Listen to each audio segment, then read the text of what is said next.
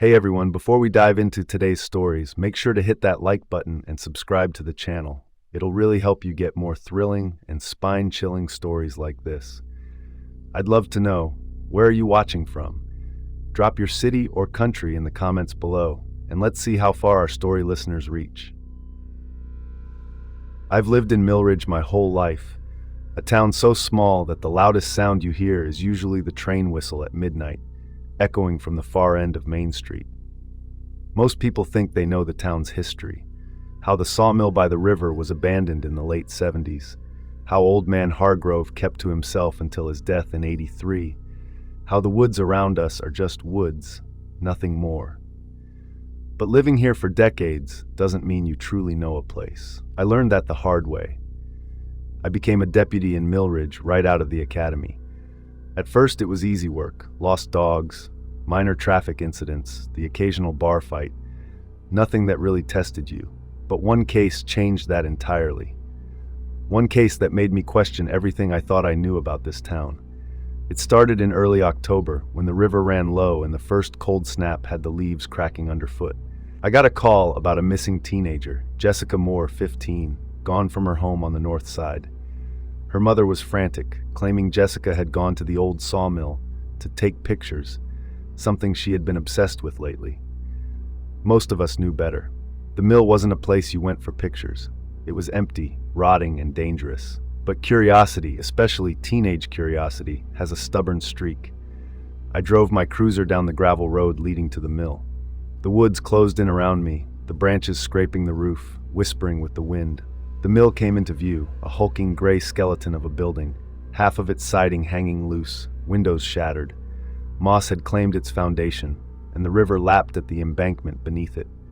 I parked and stepped out, flashlight in hand. The air was sharp, damp, smelled like mold and decay. I called Jessica's name, voice echoing into the hollow building. Nothing, only the distant cry of a crow. I began inspecting the perimeter, moving carefully. The planks creaked underfoot, and the boards lining the walls looked like they could give way at any second. Then I noticed something strange, a trail of footprints in the muddy riverbank leading into the mill. They weren't Jessica's shoes. They were heavier, almost boot-like, but they were fresh. I radioed into headquarters. "Dispatch, this is Deputy Carter. I've got fresh prints leading inside the old sawmill, requesting backup." Static answered me. No one else was in range. The woods had that effect. I cursed under my breath, knowing I was on my own. I stepped inside the mill. Dust floated in the dim shafts of sunlight that pierced the broken windows. The smell hit me first, earthy, metallic, a hint of something else, something decayed. The floorboards groaned beneath my weight. I could see the massive saw still in place, its rusted blade glinting. Then I saw the marks, scratches along the wall, like fingernails digging into wood. "Jessica?" I called again, but my voice sounded small, swallowed by the cavernous room. No answer. I moved further in, flashlight trembling slightly. That's when I noticed it. The walls weren't just scratched, they were carved. Names, dates, symbols. Old weathered names etched deep into the wood, some so old they must have predated me. Others were fresher. Some scratched haphazardly, others carefully, deliberately. I knelt and ran my fingers over a name carved into the beam. E. Hargrove, 1969.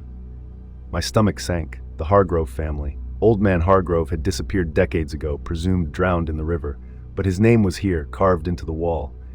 I felt a chill run down my spine. This place remembered. That's when I heard it, a whisper, soft, almost too quiet to catch. I froze, straining to listen. "Carter." My heart slammed. I spun around. Nothing, only shadows. I told myself it was the wind, the old building settling. But then I saw it. A figure in the corner. A girl, pale, wet hair clinging to her face, standing silently and staring. Jessica, or something wearing her face. I approached slowly. "Jessica, it's okay, I'm here. We'll get you out." The figure didn't move. Then it stepped back into the shadows and vanished. I ran after her. The mill twisted around me. Hallways I didn't remember, stairs leading nowhere, rooms I was certain didn't exist. It was like the building was alive, reshaping itself and guiding me somewhere. I realized then that this wasn't just about a missing girl. The mill wanted me inside. I stumbled into a room that smelled worse than the rest, foul, metallic, thick. My flashlight caught something on the floor. Bones. human bones, old, weathered, some broken, some neatly stacked. Then I saw the journals, stacked on a table in the corner, leather-bound, thick with dust. I flipped one open. The handwriting was jagged, almost insane. They come for me. I cannot leave. The mill takes what it wants. I am its servant. I dropped the journal. My head spun. The mill had claimed people before. People had disappeared, their bodies never found. The rumors, the stories of Hargrove and others, true, all true. And Jessica. I called for backup again, my voice shaking. Still nothing. I was alone. I backed toward the exit, but the mill seemed to stretch. Hallways elongated, beams shifted, the walls whispered. Names, dates, screams, laughter, echoes of everyone who had vanished inside. I ran blindly, desperate, trying to follow the path I came in on. But I wasn't running toward the exit. I was running deeper. Then I felt a hand on my shoulder, cold, wet, impossibly heavy. I spun around. The girl, or what I thought was Jessica, was there. Her eyes were black voids. Her mouth opened, and a voice, not hers, not mine, not human, spoke. Stay. I fell backward, hitting the floor. My flashlight rolled, illuminating the carvings on the walls. They were new. My name, carved deep and deliberate. Carter, 2025. I scrambled to my feet, adrenaline surging. I ran blindly, shouting for anyone to hear me. My own voice sounded wrong, swallowed by the building. I felt hands, invisible but solid, brush against me, pushing, pulling, guiding me into rooms I hadn't seen before. And then I saw her. Jessica, alive, terrified, trapped inside a cage of timber in the middle of the mill. She screamed when she saw me. "Deputy, help me!" I ran to her, breaking the wood holding her, but the moment I touched her, the floor gave way. We fell. Darkness swallowed me, and the last thing I saw was the mill's walls closing in, swallowing the room like a living thing. I woke up outside. Sunlight, birds, nothing but the river and the woods. No mill, no cage. Jessica was gone. No trace of her, no trace of the room I'd fallen into. I went back the next day with backup.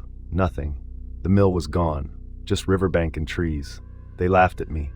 "Deputy, you've been out here too long. Old buildings, stress, your mind's playing tricks." But I know what I saw. I know the mill isn't gone. It's still there, waiting, watching, and now it knows my name. I can't stop thinking about it. Every night when the wind whispers through Mill Ridge, I hear it. My name, etched into wood, calling me back. And sometimes, just sometimes, I see a figure at the edge of the woods. Pale hair, dark eyes, standing silently, waiting. I shouldn't have gone looking for her. I should have left the mill alone. But I didn't, and I'll never escape the mill's memory, because small towns keep their secrets, and some, like the mill, never let them go. I've always believed small towns have short memories. That's what drew me to Westbrook after leaving the city. Quiet streets, smiling neighbors, familiar nods at the grocery store. Life should have been simple, but sometimes small towns hold on to things in ways you can't understand until you stumble into them. And once you see them, there's no forgetting. I became the town's only patrol officer the day I arrived. Westbrook was small, population barely over 3,000, and most of the calls were mundane. Lost pets, traffic disputes, noise complaints from rowdy teenagers. I liked it at first. It felt safe, almost boring. But the first strange call came a week into my job, and it changed everything. It was a Tuesday evening, late October. The leaves crunched under my boots as I walked the sidewalks near Main Street. My radio crackled. "Officer Daniels, we've got a report of suspicious activity in the 300 block. Resident claims they saw someone lurking outside their window." I drove down Main Street in my cruiser, headlights cutting through the early dusk.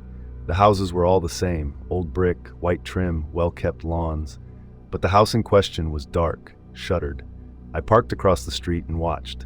At first, nothing. Then, in the corner of my eye, movement, a shadow flitting past the living room window. I knocked. No answer. Then the shadow appeared again, briefly visible against the pale curtains. I called out, "Hello, police! Is anyone here?" Nothing. I circled the house, flashlight in hand, and that's when I noticed it. Footprints in the soft dirt near the back porch. Bare footprints. Odd, because the ground was cold and the air had been frosty all week. The prints led toward the alley behind the house and then disappeared. I called dispatch. "Got footprints here leading into the alley. No sign of anyone now. I'll check further." Static hissed back. The small town had terrible reception, but I knew I could handle myself. I followed the alley, which opened into a narrow pathway between two buildings. Shadows stretched unnaturally long as streetlights flickered above. That's when I saw the first message. It was scratched into the brick of the side building. "We see you." I froze. My hand instinctively went to my holster, though I knew it wouldn't protect me from what was watching. My heart raced, but I called out anyway. "Who's there?" No answer, only the shadows shifting. I kept walking, flashlight beam trembling. The alley stretched further than it should have. The buildings seemed taller here, closing in, narrowing the path. Another message, this time on the brick opposite. "Do not follow." I should have turned back. I knew I should have. But something in me didn't.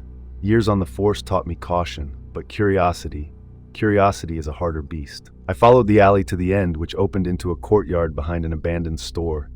The air smelled of damp wood and decay. There, on the cracked pavement, were more messages, scrawled in chalk. "Stop looking. She's here." And then I saw it, another shadow, taller this time, moving along the edge of the courtyard. It didn't run, didn't walk. It just moved, watching, waiting.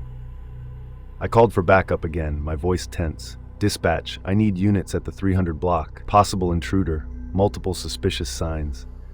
Static. No response. I stepped closer to the shadows, flashlight raised. That's when I noticed something horrifying. The shadow wasn't moving on its own. It was connected to the wall, stretching and twisting unnaturally, like the building itself was shaping it. And then I heard the whisper, "Officer Daniels." My blood ran cold. That wasn't possible. I had been in small towns long enough to know when people called your name for attention. This wasn't a person. This wasn't human. The shadow retreated, pulling back into the wall like water down a drain. And then I noticed movement in the store's window. A figure, pale, pressed against the glass, staring straight at me. I moved closer, flashlight flicking. The face was familiar. Not someone I knew personally, but someone I had seen in old missing person reports. The case of Lydia Marks, a teenage girl who vanished 10 years ago, last seen walking home from school down this very street.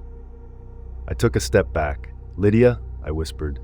The figure's lips moved, but no sound came.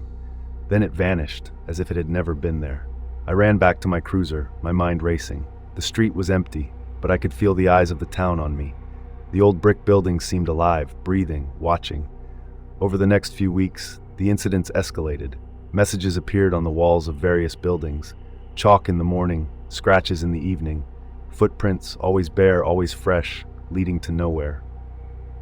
Residents began calling, complaining of strange noises, shadows moving in corners of their vision, things disappearing from their homes. I documented everything, but the mayor dismissed it. "Small town hysteria, Daniels. People are looking for excitement. Nothing's happening." But I knew better. Then came the night it became personal. I was patrolling alone around Main Street at midnight when I noticed a new message, freshly etched into the pavement in front of the town's diner. "You're next." My pulse surged. I radioed in. No response. I got out of my cruiser and shined my flashlight across the street. The diner was empty, dark, but the shadows inside were moving, like something was pacing. I approached cautiously. The door was unlocked, swinging slightly in the wind. I stepped in. The air was stale, the smell of old coffee and dust thick. Then I saw them, hundreds of notes taped to the walls, scribbled with warnings, names, dates, and messages like the ones I'd seen before. And at the center of the diner, a figure hunched over a table, head down, shaking. I called out, "Hey, it's the police! Are you okay?" The figure looked up. It wasn't human, not entirely. The face was Lydia's, but elongated, twisted, her eyes black voids. Her mouth opened, screaming, but the sound that came out was a low, guttural echo, reverberating through the walls. I stumbled back, my flashlight dropping to the floor. It illuminated dozens of footprints, encircling the diner, moving toward me. Bare feet, some twisted, some normal, all fresh. I ran, crashing out the door, and didn't stop until I was back in my cruiser. I locked the doors, hands shaking, radio still dead. I didn't sleep that night or the next. Every day, more messages appeared around town. Names of missing people, including old unsolved cases, carved into trees, scratched into windows, written in chalk. Footprints appeared outside my own home. I started hearing whispers in the wind, calling my name. I had to leave. I told myself that. I packed my bags, but the town didn't let me go. The night before I planned to drive out, I saw her, or it standing at the end of Main Street, staring at me. Black eyes, pale skin, body slightly twisted. She raised a hand, pointed directly at me, and disappeared. I drove through the night, straight down the highway. Westbrook shrank in the rearview mirror, but the messages didn't end. I started receiving letters at my new apartment, typed on old worn paper, messages like the ones on the streets. "You can't leave. We see you." I called every authority I could think of, FBI, state police, anyone. They laughed or said I was imagining it, but I wasn't. I couldn't be. Weeks turned into months. I quit my job, moved again. Each time the shadow found me, leaving marks in my apartment, traces on my car, whispering my name when the lights went out. I still have the letters, hundreds of them, stacked in a box under my bed. Each one a warning, a reminder. And I know deep down it's only a matter of time before I have to go back. Back to Main Street, back to where the shadows wait, because small towns never forget. And neither do the things that live in their shadows. Sometimes I swear I can see them even now, just beyond the corner of my vision, stretching along the streets of wherever I hide, waiting, patient, watching. And I know without a doubt that one day they'll find me. Until then, I write this. I document everything. I warn anyone who will listen, because the shadows on Main Street never sleep, and neither can I. I moved to Seabridge the summer after college. The town was tiny, nothing more than a cluster of houses, a diner, and a dock where fishermen mended nets. It was quiet, peaceful, the kind of place where everyone knows your name before you even say it. And there, at the edge of the cliffs, was the lighthouse. Tall, white, weathered by salt and wind, it had been abandoned for decades, ever since the last keeper disappeared. I didn't know it then, but the lighthouse would be the one thing I would never forget, and the one thing that would haunt me for the rest of my life. I was 24 and bored, working part-time at the diner, writing freelance articles about local history for some magazine nobody ever read. Most evenings I walked the cliffs, notebook in hand, sketching the lighthouse. Something about it called to me, though I didn't know why. Locals whispered about it, said it was cursed. The keeper, a man named Tobias Finch, had vanished one stormy night in 1978, and no one had seen him since. Stories said he went mad, went insane from the isolation. But people didn't believe the lighthouse itself had anything to do with it, until I started noticing the little things. It began with lights. I'd walk the cliffs at night, and the lighthouse, long without electricity, would shine faintly, a thin beam cutting through the fog. I'd blink, rub my eyes, and it would vanish. Others didn't see it, of course. I told myself it was a reflection of the moon on wet glass, nothing more. Then the whispers started. At first I thought it was the wind. The cliffs howled at night, waves pounding the rocks below, but the whispers were different. They were words, names, commands, and they always came when I was looking at the lighthouse. I should have ignored it, stayed safe. But curiosity has a way of overriding caution, and on a Thursday evening, I found myself climbing the narrow path up to the base of the lighthouse. The ground was slippery with moss and wet leaves, the wind tearing at my jacket. When I reached the heavy iron door, it was slightly ajar. I hesitated. My mind screamed to leave, but something inside me pushed the door wider. Inside, it smelled of salt and rot. The spiral staircase stretched upward into darkness. I took out my flashlight and started climbing. Each step groaned, as if complaining about my weight. I expected the place to be empty, abandoned for decades, but the air felt alive. At the top, the lantern room, broken glass, rusted gears. But in the center, a journal on the floor, pages yellowed and brittle. I picked it up. It was Tobias Finch's. The entries started normal enough, notes about the weather, the ships, routine maintenance. Then something changed. The handwriting became jagged, frantic. Entries spoke of voices from the sea, shadows in the glass, lights that moved on their own. One entry made my blood run cold. The lighthouse remembers. The lighthouse chooses. I am no longer the keeper. It has claimed me. I dropped the journal, stomach twisting. The whispers were louder now, closer, circling me. My flashlight flickered. I thought I saw a figure move across the room, pale and tall, watching me. I stumbled down the stairs, heart racing, but when I reached the door, the cliffs outside were gone. Fog thickened, unnatural, pressing against the windows. I was trapped. Then I heard the voice, clear, commanding. Not Tobias's, not mine, but something else. Come back. I ran to the stairs, but each step took me further into the lighthouse. It twisted as I climbed, rooms appearing that shouldn't exist. Hallways led to balconies overlooking rooms I hadn't seen. Shadows moved along the walls, impossible shapes, and the whispers became names. Names of every missing person in Seabridge over the last 50 years. The next night, I couldn't sleep. I kept thinking about the lighthouse, about the journal. I had to go back. I told myself it was the only way to understand what was happening. I returned at midnight, alone, flashlight in hand. The door was open again, inviting. Inside, the staircase seemed longer, the air colder. I felt eyes on me at every turn, the whispering voices growing louder, almost desperate. At the top, I found a room I hadn't seen before. The walls were covered with names, carved deep into the stone, dates, symbols I didn't recognize. And there in the center, a small figure hunched over. A girl. Pale, wet hair clinging to her face, staring at me with hollow eyes. I froze. My heart pounded. Then she spoke, voice small but clear. He said, I have to stay. Don't let him take you too. I didn't know who he was. I didn't know what she meant. But instinct told me I had to act fast. I reached out, and the floor beneath us shifted. The room stretched, walls bending. The girl screamed, and I barely caught her before we fell through a gap in the floor. We landed in darkness, in a lower level I hadn't seen before. The air was thick, rotten, damp. And then I saw them, shadows, dozens of them, twisting, reaching, moving, all whispering my name. Some looked like the missing from the town, their faces twisted in terror. Others were different, not human, not alive.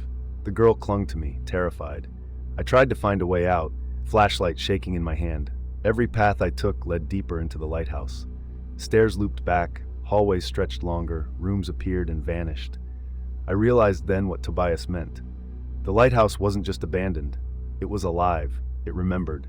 It chose who stayed and who left. I ran blindly, dragging the girl behind me. Shadows reached for us, but we kept moving. Somehow, I found the main staircase again, leading to the lantern room. I burst through the door, and for a brief moment, the fog parted. Moonlight spilled through the broken glass, illuminating the cliffside. I ran, dragging her down the path toward the town. Behind us, the lighthouse seemed to groan, its structure twisting like it was reaching for us. I didn't look back. We didn't stop until we were safely inside the diner, windows locked, lights on. The girl wouldn't speak her name. I couldn't find her parents.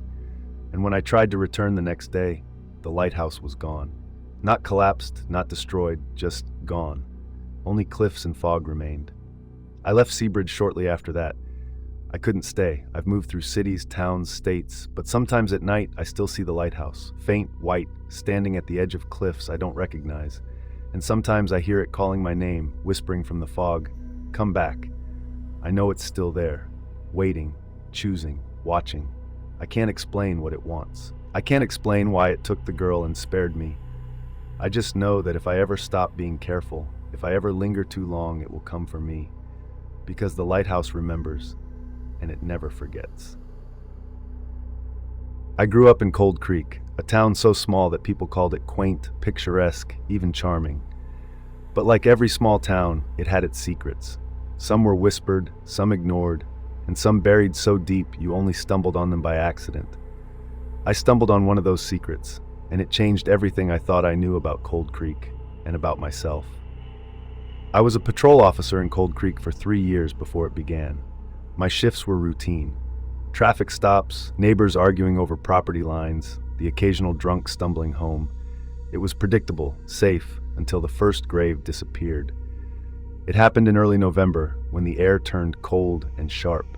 I was called to Cold Creek Cemetery after the sexton reported something strange, a grave marker missing. Just gone. The ground had been freshly dug, but no soil had been moved. No coffin, no marker, just a blank patch of earth. I walked the cemetery with my flashlight, crunching leaves beneath my boots. Rows of markers stretched in neat lines, some older than the town itself. Most were moss-covered, leaning like tired old men. I stopped at the spot. The earth was smooth, unnaturally so, as if it had been flattened with precision. "Just a prank," I muttered to myself. But the sexton, old Mr. Holloway, didn't laugh. He shook his head. "Carter, you don't understand. This isn't a prank. It's the third one this month." I frowned. 3 graves? In 1 month? In a town where nothing ever happened? I didn't know what to think. Over the next week, more graves vanished. Some were old, decades-old markers, but some were recent. People started noticing a missing relative, a sudden blank patch of soil. Panic began creeping through the town. Families wanted answers. I had none. One night I stayed late to patrol the cemetery, flashlight in hand. The fog rolled in from the creek, thick and white, making the gravestones look like ghosts themselves. I walked the rows, eyes darting. That's when I noticed footprints, bare footprints, fresh, leading between the markers. I followed them. They led to the oldest part of the cemetery, where the trees grew thick and dark, and there, in a clearing I hadn't seen before, was a freshly dug pit. Soil was piled neatly on the side. I felt a chill. I shone my flashlight down into the pit, my stomach twisted.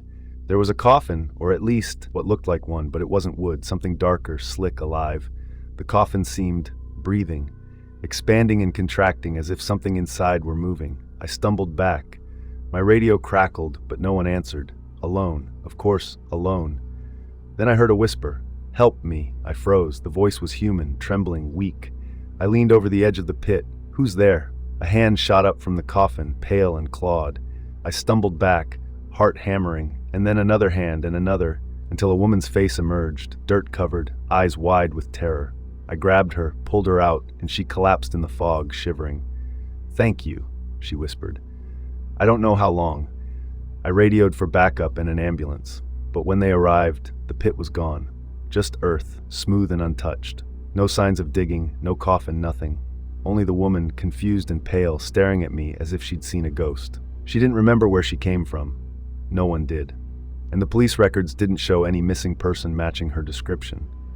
Over the next few weeks, more graves disappeared. People started finding the missing elsewhere, sometimes alive, sometimes not. I realized something terrifying. The cemetery was not a place for the dead. It was a place of exchange. What went in didn't always stay, and what came out sometimes shouldn't have. I spent every night there, patrolling, documenting. Each time I entered, the paths shifted. Graves appeared where none existed before. Markers rearranged themselves. Sometimes when I walked alone, I could hear whispers calling my name. Then came the night I saw the first corpse. Not in a grave, not in a coffin, but standing. Pale, rigid, its eyes black and empty. It watched me silently, then walked past me into the mist. I wanted to run. I couldn't. Something compelled me to follow. I ran after it, and the cemetery twisted. Paths led into new sections, trees bending unnaturally, shadows stretching. The corpse moved with a purpose, and I realized I was being led somewhere. It brought me to a grave I didn't recognize. A headstone fresh, carved with my own name. My heart stopped. The soil around it was loose, as if it had been dug recently. I backed away.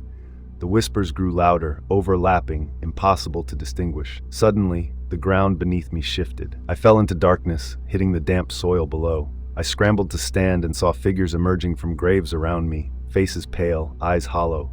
Some were familiar, missing people from town, others I didn't recognize. They didn't speak, didn't move fast, just watched. And then I saw her, the woman I had saved weeks ago. She was there, staring at me with wide, terrified eyes. She whispered, barely audible, "You shouldn't have come back." I ran blindly, dodging figures, shadows, and twisting paths. The cemetery seemed alive, moving around me, walls of soil rising to block me, trees bending to form corridors. I didn't know if I was running forward or deeper into its heart. I stumbled into a small clearing. An old crypt partially collapsed. Inside, carved into the stone, were names. My name, the woman's, others. Dates of death, some past, some future. I realized with a chill that the cemetery was choosing who would stay, who would leave, who would return. I ran, finding a narrow path leading to the outer wall. I burst through it, gasping, fog clinging to my clothes. The cemetery looked normal again. Rows of markers, no pits, no corpses, no crypt. Only the whispers lingered faintly, fading with the night wind. I never returned at night. I quit patrol a month later, but every time I walk past Cold Creek Cemetery, I feel it watching, waiting.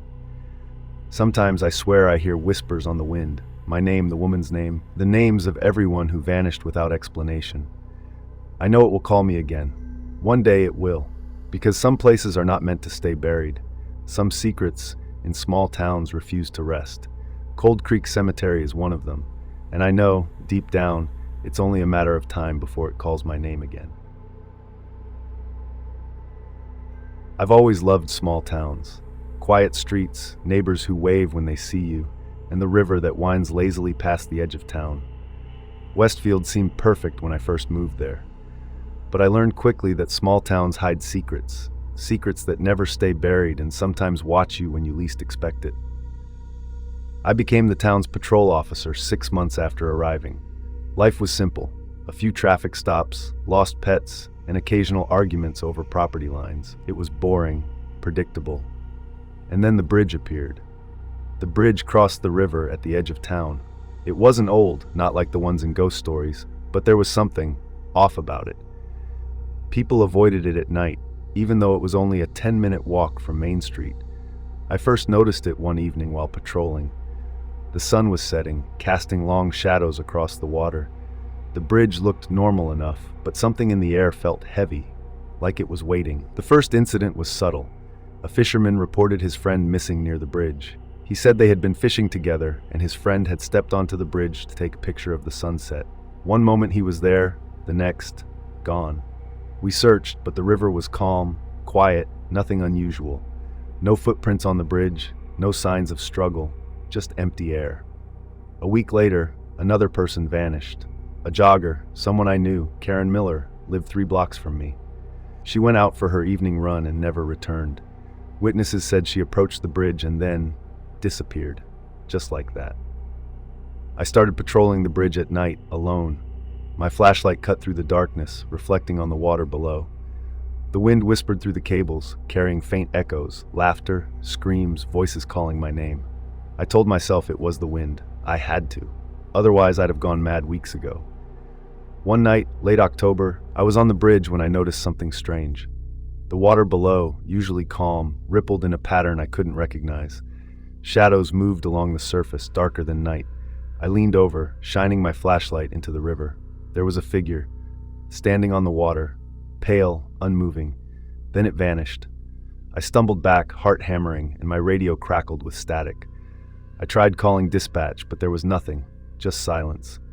The next day I spoke to the townspeople. Everyone had stories. "I saw lights under the bridge last week," said Mr. Conway, an elderly fisherman. "Blue lights, moving fast. My boat's engine died for no reason." Another neighbor, Mrs. Daniels, swore she heard voices calling from the river at night. I listened, skeptical, but their fear was real. I decided to investigate, alone. I couldn't explain it to anyone else. I had to see it for myself. The night was cold, fog rolling off the river, clinging to the bridge. I walked slowly, flashlight sweeping over the rails. Halfway across, I saw movement in the water, shadows like fingers reaching up. I froze. Then I heard it, a splash, but not just one. Multiple splashes, coordinated as if something beneath the surface was moving with intent. I leaned over the railing again. That's when I saw him, or her. A figure rising from the river, dripping water, hair plastered to a pale face. Eyes black, staring. Mouth opened, but no sound came. Then it spoke. Not words, just a vibration in the air, low and deep. "Why are you here?" I stumbled back. My flashlight fell into the river. Darkness swallowed it instantly. I could feel the figure moving closer, though I couldn't see. Panic rose. Adrenaline took over. I ran across the bridge, hearing footsteps behind me, wet, heavy, echoing. But when I looked, there was nothing. Only mist. I reached my cruiser, doors locked, shaking. My heart wouldn't stop racing. And then I saw the footprints, bare, wet, glistening in the moonlight, leading from the railing to the middle of the bridge. No one was there. After that night, I couldn't ignore it. More people vanished near the bridge, teenagers, fishermen, even a couple walking their dog. Every time, witnesses described shadows, strange lights, whispers, and each time no body was ever found. I started documenting everything, dates, names, descriptions, anything, but no one believed me. Small towns have a way of closing ranks, of pretending nothing is wrong. The mayor told me to stop overreacting. It's just the river, Daniels. Fog, shadows, imagination. But I knew better. Late one night, I returned to the bridge with only a flashlight and my courage. I wanted to understand, to see what was really there. The fog was thick, curling around the steel rails. I walked slowly, listening. The water below seemed alive, shifting and bubbling. Then I saw them, shapes moving beneath the surface, Faces, pale, distorted, mouths opening in silent screams. I stumbled back, nearly falling over the railing. A hand shot out of the water, long, skeletal, dripping wet, grabbing my ankle. I fell hard, scraping my hands on the metal grating. My flashlight clattered to the ground, illuminating the water for a brief second. More hands, more figures. They were pulling themselves out, climbing onto the bridge, silent but purposeful. I scrambled to my feet, heart hammering, and ran. I didn't look back. I didn't stop until I reached the end of the bridge, where the town lights were faint in the fog. I called for backup. By the time the other officers arrived, there was nothing. The water was calm, silent, no footprints, no signs of struggle, nothing to explain what I had seen. They thought I was hallucinating. The disappearances didn't stop. And then I realized something worse. The bridge wasn't just a place where people vanished. It was selective. It chose, and it had chosen me. One night, I went back alone again. I needed answers. The fog was thick, heavier than ever, almost suffocating. I stepped onto the bridge, flashlight trembling. Then I saw her, a teenager, pale, soaked, standing in the middle of the bridge. The same black eyes, the same hollow stare I had seen in the water before. "Don't come closer," she whispered. I froze. Her lips moved, but the sound didn't reach my ears. Then I felt it, a tug, a pull from beneath the bridge. I looked down and saw shapes rising, dozens of them, moving in unison. Faces I recognized from the missing reports, eyes black, mouths open. They reached for me. I ran, slipping on wet steel, barely making it to the end. When I turned back, the teenager was gone. The water rippled as if the river itself had swallowed her. I left town soon after. I couldn't stay. I tried to warn others, but small towns have short memories. They'll forget, but I never will. Sometimes, when I'm alone at night, I see the bridge in my dreams. Fog curling, shadows moving beneath, black eyes staring, and I hear whispers, my name over and over, calling me back. I know the bridge is still there, waiting for the next person, waiting for me. Because some small towns hide more than secrets. They hide monsters, and the river bridge is one of them. I'd been a resident of Brookfield my entire life, a town so small that everyone knew everyone else's business. Summers were usually quiet, but one event broke that routine every year, the annual town fair. Ferris wheels, cotton candy, popcorn, games, and lights stretching along Main Street until late at night. It was meant to be a celebration, a harmless tradition. But one summer, that fair became the most terrifying thing I'd ever experienced. I was on patrol the night it started, checking the usual spots, parking lots, street corners, areas where teens might sneak off for drinks. Nothing unusual at first. But as the sun set and the fair lights flickered on, I started noticing little things that didn't make sense. The first was the carousel. A classic, hand-painted wooden carousel at the center of the fair. Beautiful, intricate horses with glass eyes that seemed almost alive in the glowing lights. I walked past it and noticed a boy sitting on one of the horses, no parents in sight.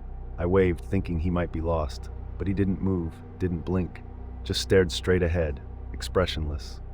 "Hey kid," I called. "Where's your family?" He didn't answer. I stepped closer. Then I realized his hands weren't holding the pole, they were gripping air. His feet hovered above the platform, and just as I stared in shock, he disappeared. The horse rocked slightly, as if someone had just left it. I shook my head and chalked it up to exhaustion. Long patrol shifts and the summer heat were probably getting to me, but the feeling of being watched lingered. By 9 p.m. the fair was in full swing. Music, laughter, and the smell of fried food filled the air. But I noticed the crowds thinning near the carousel. Parents told me they couldn't find their kids, and others reported strange behavior. Children staring off into corners, refusing to speak. One girl clutched a stuffed bear, rocking back and forth, whispering the same phrase over and over, "He's here, he's watching." I radioed for backup. They said it was probably overactive imagination. Small towns don't like to admit something is wrong, especially during traditions. I didn't care. I needed to know what was happening. I returned to the carousel, flashlight in hand. The horses were empty now. I examined them closely and noticed small scratches on the paint, letters etched into the wood. Stop, leave, or join. A chill ran down my spine. Then I heard it, the first scream. High-pitched, terrified, coming from the Midway Games. I ran toward it, the crowd parting around me, but the streets seemed longer than they should have. Each step felt heavier, the lights flickering as if the fair itself was alive, guiding me somewhere. I found the source in the funhouse. Or what should have been the funhouse. The doors were ajar, paint peeling. Inside, mirrors reflected not my image, but twisted versions of the people at the fair. Children trapped in the glass, mouths moving silently, eyes black. I tried to turn away, but one reflection caught my gaze, my own, and my reflection smiled. A slow, mocking grin that I didn't make. Then a voice whispering from everywhere and nowhere, "Stay, play forever." I stumbled back, almost falling, and saw a group of children huddled in the corner, eyes wide, frozen in fear. They weren't moving. Their parents screamed outside, banging on the walls. I tried to open the funhouse doors from the inside. They wouldn't budge. I realized then the fair had changed. The rides, the games, even the lights, they were not just inanimate objects. They were part of something alive, something that fed on fear, on attention, and it wanted more. I ran out and heard the carousel start turning on its own. Music played, slow, distorted, a melody that echoed in my skull. I sprinted toward it, flashlight shaking. The horses were moving now, not slowly, but quick, snapping their heads back and forth, eyes gleaming like they were aware of me. I climbed onto one of the horses, desperate, and felt it lurch under my weight. The fair around me stretched impossibly, the streets elongating, the booths multiplying. Shadows moved through the crowd, figures I couldn't recognize, pale, faceless, slipping past parents who didn't see them. They watched me. They were waiting. I realized the missing children were never gone. They had been absorbed. Their energy, their presence, feeding this thing that had taken the fair over. My heart pounded. I had to escape. But the exit wasn't where it should have been. The streets twisted, winding in impossible angles. No matter which way I ran, I ended up back at the carousel. One of the horses reared violently, throwing me to the ground. I scrambled up and ran, noticing a booth that hadn't been there before, a small game stand with a single sign, "Win Forever." Inside the booth was a man, pale, thin, his eyes black as ink. He held a knife, but it wasn't just any knife. It shimmered unnaturally, like it was cutting through more than flesh. "You shouldn't be here," he whispered. "The fair chooses who plays." I ran. The carousel music rose to a deafening crescendo. Shadows poured out from every corner, the funhouse, the Ferris wheel, the game booths. Children's faces appeared in the shadows, mouths moving silently, eyes pleading. I stumbled into the bumper cars. They moved on their own, chasing me, bumping into me, trying to corral me back toward the carousel. I fought, dodged, and ran, feeling the fair bending reality around me. The lights burned too bright, then went dark, leaving me in a foggy nightmare. I heard a voice again, the girl from the funhouse, whispering, calling my name. "Don't let them take you." I followed it, blindly. The fog parted slightly, revealing an alley behind the fairgrounds. I ran straight through it, emerging into the quiet streets of Brookfield. The fair was gone. Lights, music, rides, nothing remained. Just the empty streets, still warm from the day. I called for backup. They didn't believe me. No fair had been set up that night. Records showed nothing, no vendors, no events. Even the children's parents swore they hadn't noticed anything unusual. But I knew better. For weeks afterward, I couldn't sleep. Shadows appeared in my apartment, fleeting but undeniable. I saw children in the corners of my eyes, pale, silent, staring. And sometimes, I swear I hear the music, faint, coming from nowhere, echoing through the streets I walk alone. I left Brookfield not long after. I couldn't stay. But every year when summer arrives and fairs pop up in other towns, I feel the same fear creeping back. The rides, the lights, the laughter. It's never just harmless fun. It waits, it watches, it chooses. And I know, deep down, that the fair is still out there somewhere, ready to take the next person. And one day, I'll be back in it, whether I want to or not. I moved into my grandmother's house in Ashwood the summer after I lost my job. She had passed a few months earlier, leaving me the old Victorian on the edge of town. It was massive, with peeling paint, creaking floors, and a reputation that made the neighbors keep their distance. They called it haunted, though I didn't believe in ghosts, not at first. The house had been in my family for generations. My grandmother had kept it in immaculate condition despite its age, though some things were always locked: doors, drawers, cupboards. The attic door at the top of the staircase was the one that bothered me most. A heavy oak door with an iron latch, always locked, always there. My grandmother never spoke of it. I shrugged it off, busy trying to fix the house up and keep life moving. But strange things began almost immediately. Objects moved from one room to another. I'd wake in the middle of the night to the sound of someone walking above me, even though I was alone. Doors I hadn't touched creaked open on their own. The first time I thought it was my imagination, I was cleaning the living room. I heard a thump above me, a dull, heavy sound like furniture being dragged. I ran upstairs, heart racing. Nothing. The attic door was closed, locked as always. The next night the footsteps returned, heavier, closer. I stood at the base of the staircase, flashlight in hand, listening. They stopped abruptly, then a whisper, "Come up." I froze. My pulse hammered. "Who's there?" I called, voice shaking. Nothing. I ran upstairs and pounded on the attic door, locked, solid. No one. I slept with the lights on. Days passed and the occurrences escalated. Shadows lingered in the corners of my eyes, stretching across the hallway. Mirrors reflected figures behind me that disappeared when I turned. I started writing everything down, desperate to make sense of it. Then I found the key. It was hidden in an old jewelry box, carved with my grandmother's initials. I didn't know what it would unlock, but the moment I held it, a shiver ran down my spine. Something about it felt wrong. I climbed the stairs, hand trembling, and slid the key into the latch. It fit perfectly. I turned it, and the door creaked open, revealing a narrow staircase leading into darkness. I shined my flashlight upward, the beam bouncing off dust-covered floorboards. The attic smelled of decay and something sweeter, almost metallic. I stepped in, my boots creaking with every move. Shelves lined the walls, stacked with boxes covered in old cloth. But at the center was a chest, larger than any I'd seen before, carved with intricate symbols. I opened it. Inside were photographs, hundreds of them. Families, children, neighbors, all staring directly at me, eyes wide and fearful. I recognized some from the town, people I'd spoken to in passing. But the dates on the backs were impossible, some from decades ago, some from last week. My stomach churned. I dropped the chest lid, fumbling back, and then I saw it, a figure in the corner of the attic, pale, motionless, tall. Its face was featureless, smooth, except for the eyes, black voids staring at me. I tried to speak, to call out. My voice caught in my throat. The figure stepped closer, silent, deliberate. Shadows stretched across the floor, moving with it. The photos fluttered open, pages turning violently, showing images of me, sleeping, walking through the house, writing in my notebook. I backed toward the stairs. The figure followed, gliding without touching the floor. A whisper, closer now, "You shouldn't be here."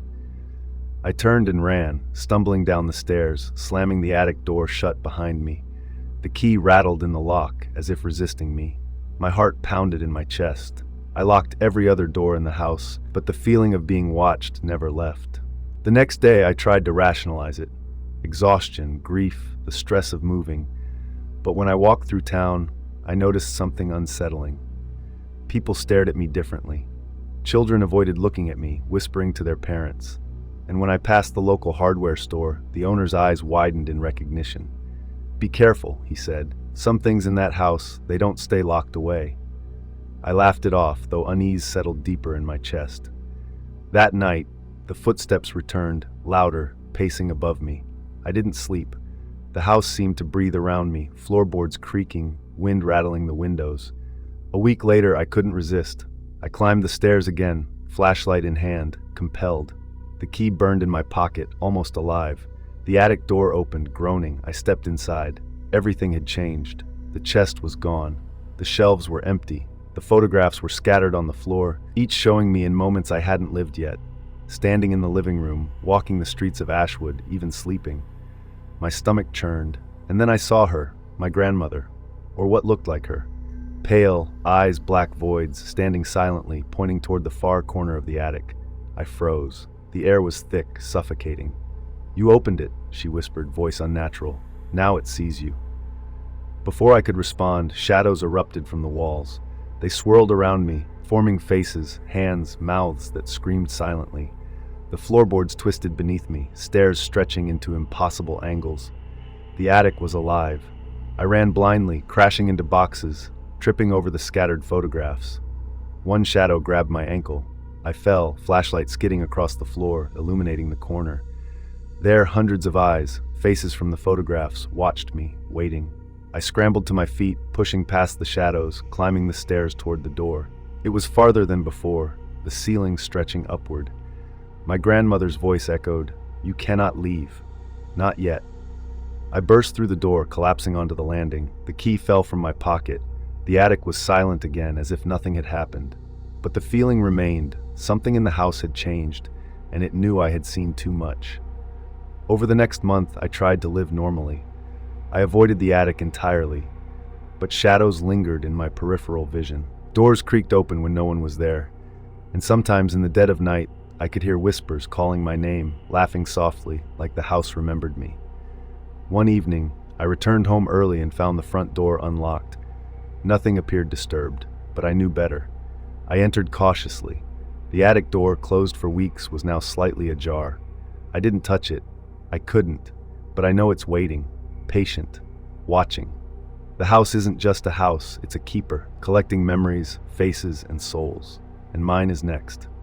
I left Ashwood not long after, moving from town to town, but the house follows me in my dreams. Shadows creeping along hallways, footsteps pacing above me, a key turning in a lock I can't find. I know one day I'll have to return, and when I do, the attic will be ready, because some houses remember, some attics never forget, and the locked attic will always wait for me. I moved to Cedar Hollow in early spring, a small town tucked between rolling hills where everyone knew your name, your parents' names, and probably even what you had for breakfast. I didn't mind the quiet. After years in the city, I craved normalcy, a place where life moved slowly and people waved instead of honking.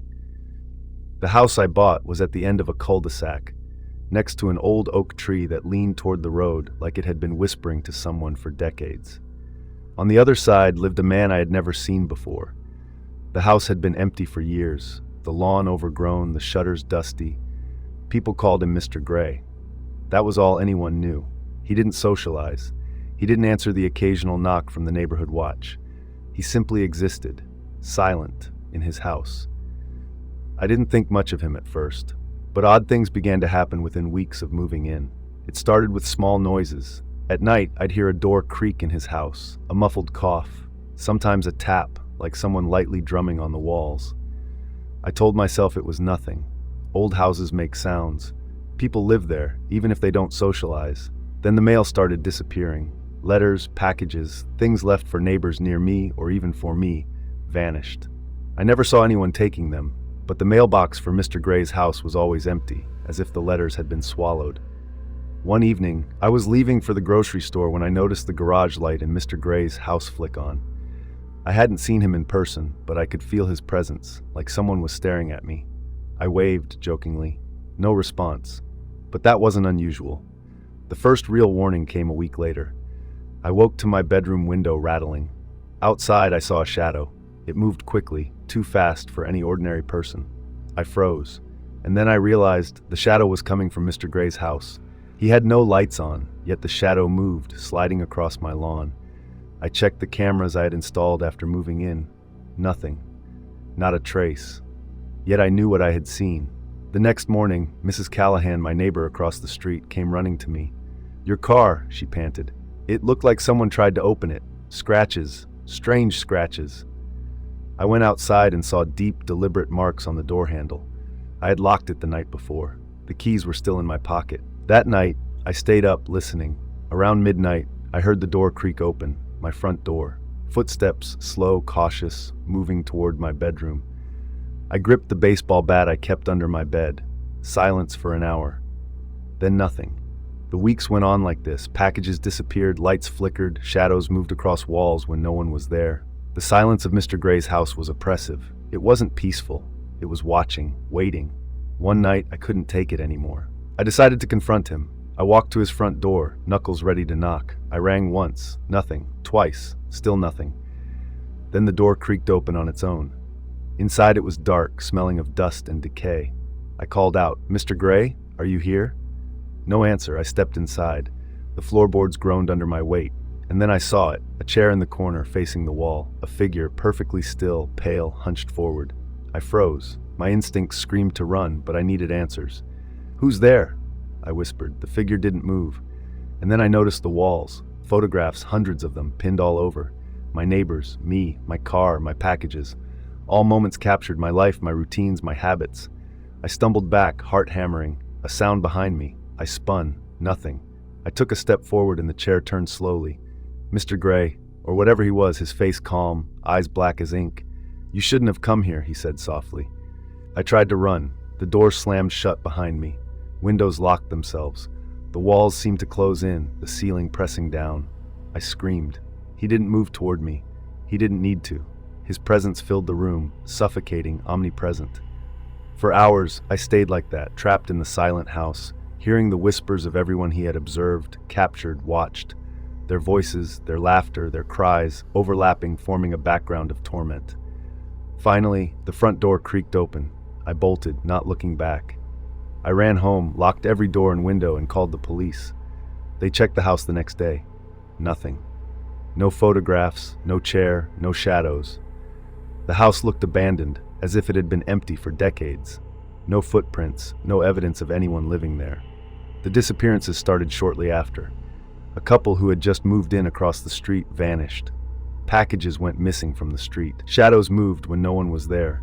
I realized I wasn't alone. He had marked me, observed me, and now he was choosing the next victims. I left Cedar Hollow, unable to stay, but I know he's still there, silent, watching, waiting. His house remains at the end of that cul-de-sac, overgrown, quiet, but it's not abandoned, not really. Sometimes in my sleep, I see him sitting in that chair, his eyes black, staring, unblinking. I wake in a cold sweat, heart pounding. I hear the footsteps in my own home, the whispering, the silence that isn't empty. No one believes me. People in small towns don't like to talk about strange neighbors. They tell themselves it's nothing, just imagination. But I know better. And I also know one day when I'm not paying attention, he will return, or I will return to him. Because some neighbors aren't just quiet. Some are predators. Some are waiting for you to notice. And once they notice, there's no escaping. I've been a police officer for over a decade. I've walked into crime scenes that would haunt anyone for a lifetime. Blood, chaos, despair. But nothing ever got under my skin like the incident on Willow Street. Nothing. It started on a quiet Friday night. The call was routine, noise complaint. The kind you roll your eyes at after 20 years of patrolling the same sleepy streets. Teenagers, fireworks, loud music. The dispatcher's voice was monotone. Unit 6, check 34 Willow Street. Complaint of loud banging and shouting. I drove down the cul-de-sac, fog curling over the asphalt, streetlights barely cutting through the mist. Willow Street was usually peaceful. Lawns were trimmed, houses tidy, neighbors waved when you drove by. But 34 stood out. Overgrown yard, peeling white paint, a for sale sign leaning crookedly against the porch. No lights on, curtains drawn. The house had a reputation. Some said it had been empty for years, others whispered about strange happenings inside.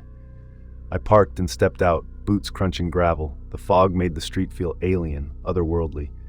As I approached the porch, the sound hit me, a rhythmic banging, low and deliberate, coming from inside the house. I knocked. "Police! Open up!"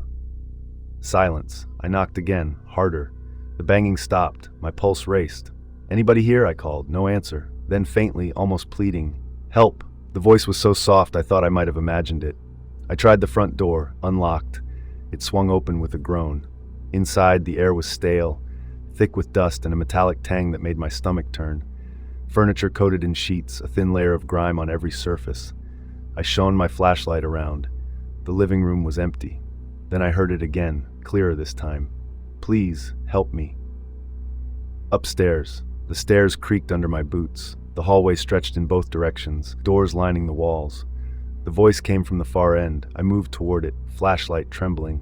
The wallpaper along the hall was scratched, long grooves gouged into it, as if someone had clawed their way along the wall. At the last door, I pressed my ear against it. The banging throbbed through the wood, louder than ever. And then, a whisper, urgent and low. "He's here." I opened the door. Empty. Bare floorboards, a single window letting in slivers of moonlight. The banging wasn't coming from the room. It was coming from inside the walls. I pressed my flashlight against the plaster. Thump, thump, thump. A whisper directly behind the wall. "You shouldn't be here." I stumbled back. The wall shook violently. Dust fell from the ceiling. My hands gripped my gun. For a moment, I considered calling it in and running. But instinct, duty, stupidity, something drove me forward. That's when I saw him, reflected in the window, a tall, thin man, standing behind me, his face blurred as if smeared before the photograph developed, eyes black and hollow. I spun. Nothing. The reflection vanished. My skin crawled. Then, almost in my ear, a whisper, "Stay." I moved down the hallway, back toward the staircase. The house shifted. Walls narrowed, the floorboards creaked, shadows stretched unnaturally. Footsteps followed, slow, deliberate, no matter which way I turned. The kitchen. I descended the stairs, gun raised, flashlight shaking. The smell hit me before I entered, rot, damp earth, something sour. The cellar door yawned open, inviting. The banging came from below. I swallowed. My boots felt heavier. Each step down the narrow staircase made the air colder, wetter, harder to breathe. At the bottom, crouched in the corner, a figure faced the wall. Pale, hands pressed against it, nails cracked and bloody. I approached slowly. "Police, are you okay?" No response. He turned. Not a man, not really. His face stretched, mouth too wide, eyes hollow black voids. He smiled. "You found me," he whispered. Everything went dark. The next thing I remember, I was outside, gasping, hands trembling, flashlight shattered. The house stood silent, still, as if nothing had happened. No cellar door, no scratches, nothing. My radio had no signal. My car keys were in my pocket. Backup arrived. They found me on the lawn, pale and shaking. They searched the house. Nothing. Empty, dusty, quiet. They wrote me off as exhausted, overworked, maybe hallucinating. I didn't argue. I couldn't. But I know what I saw, and I know he's still there. The disappearances began shortly afterward. Teenagers, the elderly, neighbors who didn't belong. Some came back, changed, distant, unblinking, their eyes different. Others never returned. The man on Willow Street doesn't leave. He watches, waits, studies his prey. Now, years later, I hear the footsteps, thump, thump. Sometimes in the walls of my home, sometimes in the foggy corners of my dreams. And sometimes, when I walk alone, I swear I feel his presence behind me, pale and silent, waiting for me to look over my shoulder. Willow Street is still there, quiet and pristine, fog curling over the asphalt at night. Neighbors never speak of the house. For them, it's just empty. Another property, another row of identical houses. But I know the truth. The man waits inside, always inside, patient, watching, smiling. And one night, I fear, he will find me again. Because small towns hide more than secrets. Some houses hide monsters, some streets hide predators, and some monsters, like the man on Willow Street, never leave.